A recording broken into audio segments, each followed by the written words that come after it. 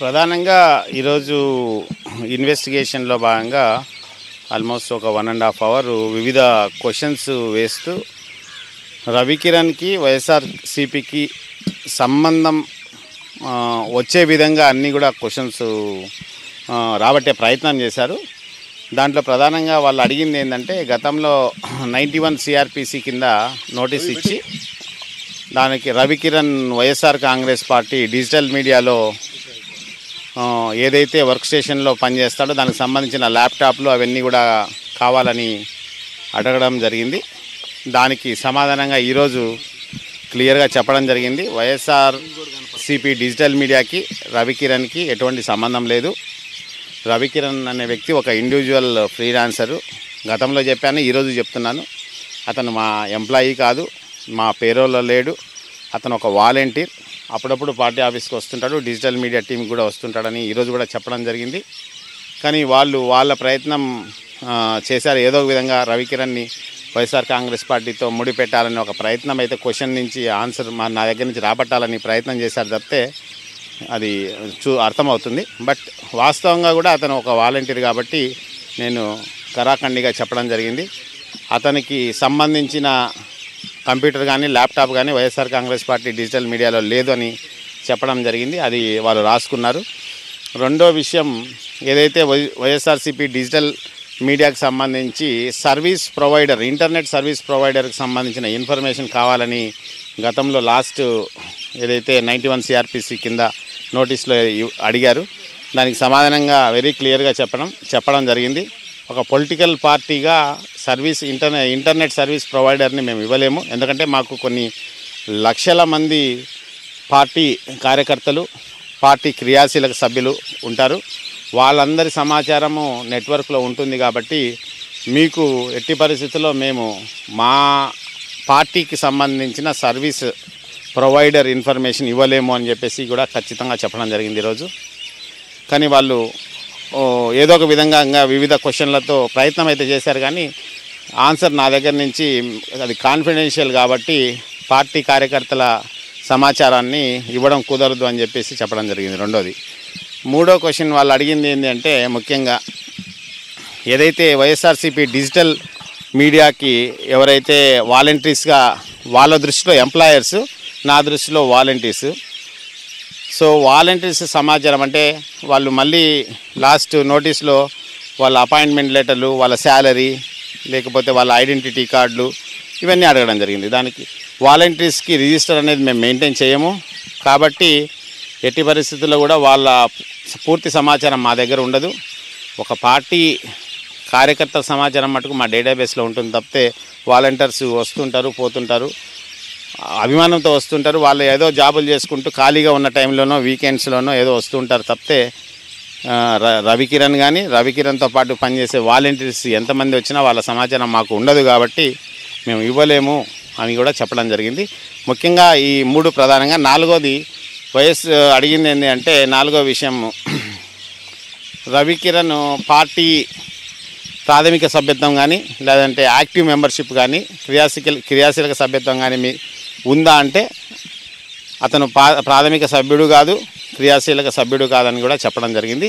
అన్నీ కూడా అంటే ఏదో ఒక విధంగా రవికిరణ్ని వైఎస్ఆర్ కాంగ్రెస్ పార్టీకి ముడిపెట్టి వైఎస్ఆర్ కాంగ్రెస్ పార్టీ రవికిరణ్ ద్వారా చేపిస్తుందని చెప్పించాలి అని ఒక ప్రయత్నం అయితే ప్రభుత్వం నుంచి ఆదేశాలు ఉన్నట్టున్నాయి. దాన్ని పోలీసు వ్యవస్థ, పోలీస్ డిపార్ట్మెంటు అనుసరించింది తప్పితే వేరేది ఏమీ లేదు. ఏదేమైనా కూడా ఇటువంటి విచారణలకి ఇంకా ఈరోజు కూడా మళ్ళీ 160 సిఆర్పిసి నోటీస్ మళ్ళీ ఇవ్వడం జరిగింది నాకు. మళ్ళీ అంటే పర్టికులర్గా డేట్ అయితే మళ్ళీ ఈ డేట్లో రమ్మని చెప్పి అడగలేదు, కానీ చెప్పలేదు. కానీ ఎప్పుడు అవసరమైతే అప్పుడు పిలుస్తాము, మీరు మళ్ళీ హాజరు కావాల్సింది వస్తుంది పోలీస్ స్టేషన్కి, పోలీస్ స్టేషన్ కంటే విచారణకి అని చెప్పడం జరిగింది. తప్పకుండా ఎన్ని విచారణలకు కానీ ఎన్ని నోటీసులు ఇచ్చినా, మీరు ఎన్నిసార్లు పిలిచినా మేము వచ్చేదానికి మేమేమి భయపడేది లేదు. ఎన్నిసార్లు అవసరమైతే అన్నిసార్లు వస్తాం, మీకు కావాల్సిన సమాచారం ఇస్తామని మేము చెప్పడం జరిగింది. ఈరోజైతే అంతే జరిగింది.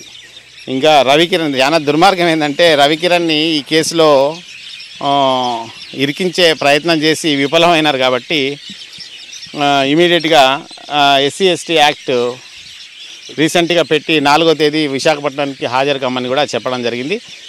దాని గురించి అయితే మా లాయర్ అడ్వకేట్ సుధాకర్ రెడ్డి గారు మాట్లాడతారు. దుర్మార్గం ఏంటంటే దాంట్లో ఎటువంటి, అది ఒకసారి చూపించండి, ఎటువంటి దాంట్లో అసభ్యకరంగా కానీ అశ్లీలకంగా కానీ ఎటువంటిది లేదు.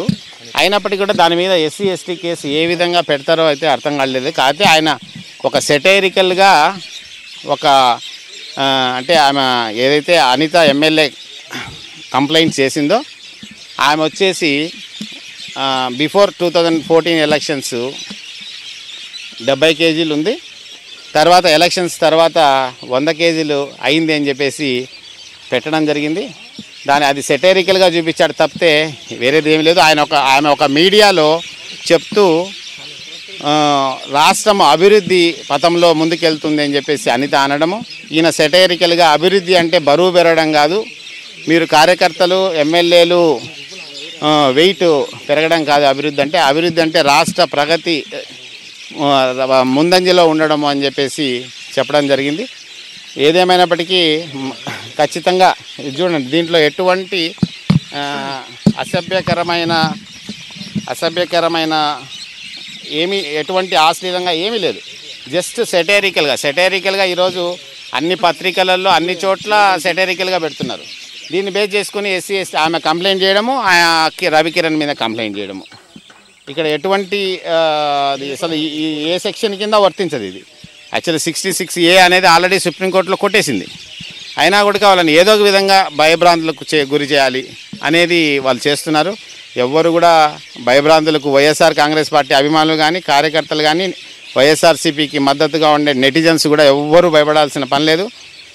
ఆల్రెడీ మా నాయకుడు కూడా పిలుపిచ్చాడు. అందరూ కూడా మీ ఏదైతే భావ ప్రకటన స్వేచ్ఛ ఉందో దానికి అనుగుణంగా మీరు ముందుకెళ్ళండి. మీ ఏదైతే అనుకుంటున్నారో అది ప్రజలకు సోషల్ మీడియా ద్వారా తెలియజేయండి. మేము వైఎస్ఆర్ కాంగ్రెస్ పార్టీ మద్దతు ఉంటుందని గతంలో మా నాయకుడు జగన్మోహన్ రెడ్డి గారు చెప్పారు. ఖచ్చితంగా మేము ఎవ్వరికి నెటిజన్స్కు ఇటువంటి ఇబ్బందులు ఉన్నవాడిక వైఎస్ఆర్ కాంగ్రెస్ పార్టీ పూర్తి మద్దతు ఉంటుందని మరొకసారి చెప్తున్నాం. సుధాకర్ రెడ్డి పొన్నవోలండి. నేను YSR Congress party legal cell అధ్యక్షుడిని. మా జగన్మోహన్ రెడ్డి గారి ఆదేశంతో, పార్టీ యొక్క ఆదేశంతో ఏ కార్యకర్తకి వైఎస్ఆర్ కాంగ్రెస్ పార్టీ ఏ కార్యకర్తకు అన్యాయం జరిగినా వైఎస్ఆర్సీపీ లీగల్ సెల్ ముందుంటుంది. ఖచ్చితంగా చట్ట ప్రకారం వాళ్ళకి జరగాల్సినటువంటి న్యాయం జరిగేదానికి ముందరుండి పోరాటం చేస్తుందని చెప్పడానికి సంకోచించుకొని చెప్తున్నా. ముఖ్యంగా ఈరోజు చల్లా మధుసూదన్ రెడ్డి గారిని రెండవసారి పిలిచి ఆ రవికిరణ్ వాడుతున్నటువంటి వైఎస్ఆర్సీపీ డిజిటల్ మీడియా ఆఫీస్లో కంప్యూటరు, హార్డ్ డిస్కు తెచ్చి ఇవ్వమన్నటువంటి 91 నోటీస్ ఇవ్వడం జరిగింది. మేము దానికి జవాబు ఏంటంటే, రవికిరణ్ అనే వ్యక్తి వైఎస్ఆర్ కాంగ్రెస్ పార్టీ డిజిటల్ ఆఫీస్లో ఏ రోజు కూడా పార్టీ కంప్యూటర్స్ కానీ ఏ విధమైనట్టు వాడే అవకాశం లేదు, వాడనివ్వలేదు. కాబట్టి ఆ కంప్యూటర్స్ తేవడం అనేది ఇది అసమంజసం, మీరు అడగడం సమంజసం కాదని చాలా స్పష్టంగా మేము ఇన్వెస్టిగేటింగ్ ఆఫీసర్స్కి చాలా ఖచ్చితంగా చెప్పడం జరిగింది. ముఖ్యంగా ఇన్వెస్టిగేషన్ మటుకు సుహృద్భావ వాతావరణంలో జరిగింది. కానీ ఒక్కటి మటుకు వాస్తవం, వైఎస్ఆర్ కాంగ్రెస్ పార్టీకి రవికిరణ్కి లింకు చూపించి దీన్ని వైఎస్ఆర్ కాంగ్రెస్ పార్టీని బదనాం చేయాలన్నటువంటి ఒక తీవ్రమైనటువంటి ప్రయత్నం, కుట్ర జరుగుతుందనేది మటుకు వాస్తవం, ఇది సుస్పష్టం. కానీ ఎట్టి పరిస్థితుల్లో కూడా వైఎస్ఆర్ కాంగ్రెస్ పార్టీ ఇటువంటి చర్యలకి మేము ఫైట్ చేస్తాం, జరగలేము. ముఖ్యంగా ఈరోజు మేము తెలుగుదేశం అఫీషియల్ వెబ్ పేజ్లో పెట్టినటువంటి మిత్రులారా ఈ ఒక్కసారి చూడండి. ఇటువంటి మా మీద పెట్టినట్టు ఇంటూరు రవికుమార్ పెట్టినటువంటి కేసు మీరు ఇంత సీరియస్గా ఇన్వెస్టిగేట్ చేస్తున్నారు కదా, మేము కూడా TDP Telugu Desam party official web పేజ్లో పెట్టినటువంటి ఈ పోస్టింగ్స్ మొత్తం ఒక రిపోర్ట్ మూలకంగా ఇచ్చి మేము కంప్లైంట్ ఇవ్వడం జరిగింది.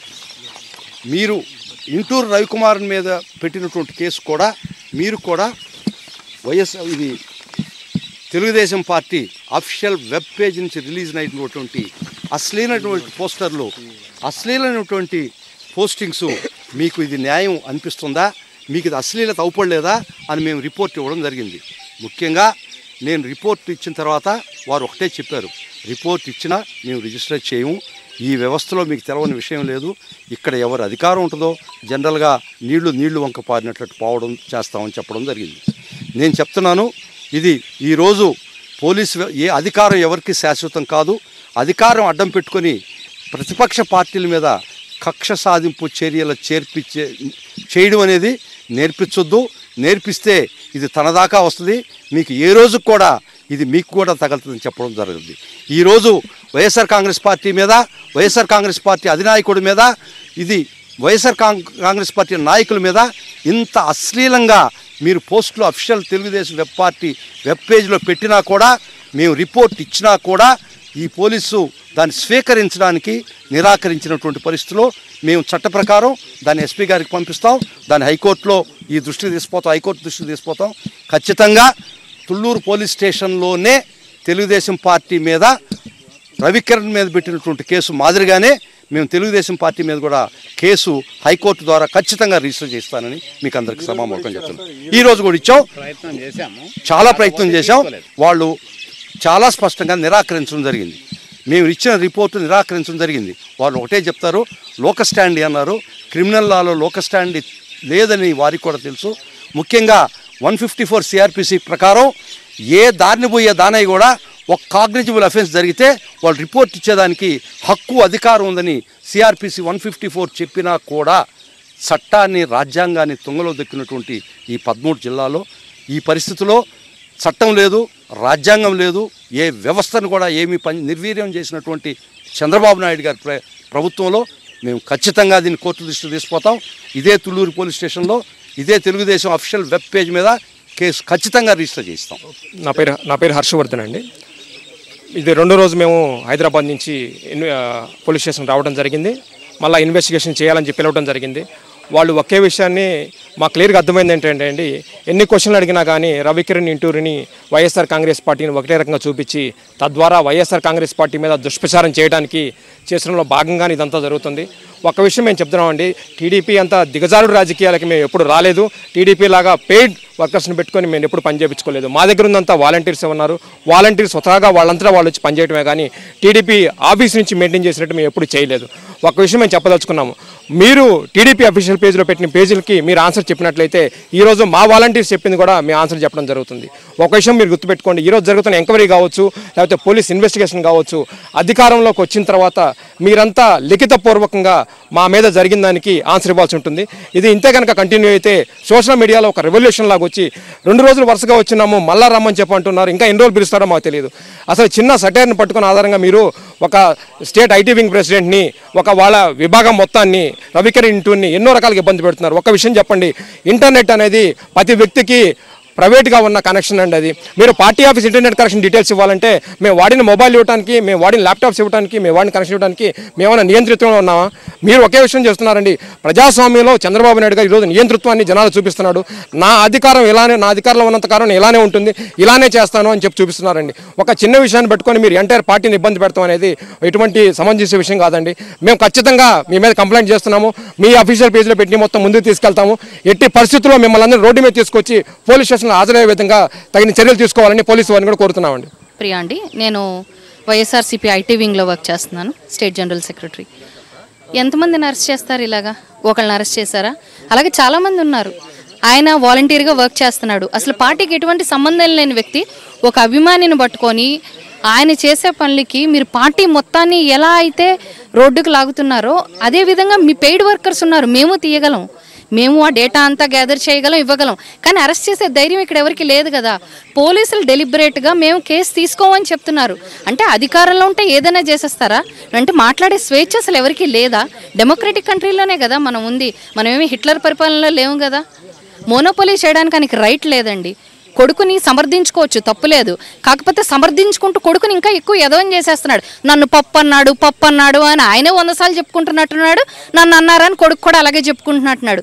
ఇలా బెదిరించడం వల్ల భయపెట్టడం వల్ల భయపడే వాళ్ళు ఎవరూ లేరు. ఎందుకంటే ఇక్కడ జీతాలకు పని ఎవరు చేయట్లేదండి. ఇష్టపడి జగన్మోహన్ రెడ్డి గారితో బతికినా చచ్చినా అదే పార్టీలో ఉంటాం అనుకునే వాళ్ళు మాత్రమే ఇక్కడ పనిచేస్తున్నారు. అలాంటి వాళ్ళు ఎప్పటికీ ఎంతమంది భయపెట్టినా భయపడరు. వీళ్ళు ఇంకా ఇలా కేసులు పెట్టి భయపెట్టాలనుకుంటే జైలు కూడా కట్టుకోమనండి కూర్చొని, అందరూ వచ్చి లోపల కూర్చుంటారు. ఎవ్వరికీ భయం లేదు.